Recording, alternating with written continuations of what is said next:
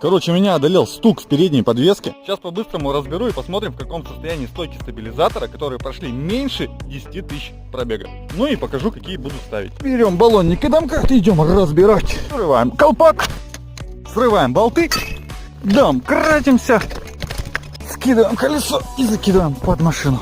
Ставим под диск кирпич и немножко опускаем домкрат. Далее берем жидкий ключ, я использую вот Астрахим, пробрызгиваем наши заживевшие гайки.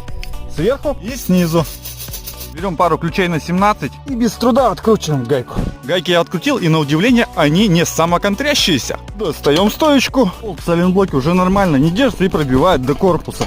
Такая печаль. А новые я взял себе вот такие. Фирма Trek. Двигатель дает 2 года гарантию или 50 тысяч пробега. На оригинальном изделии должна быть выдавлена вот такая маркировка. Эти гайки в комплекте тут уже самоконтрящиеся. Устанавливаем на место. Хорошенько все протягиваем. Ну и посмотрим, насколько их хватит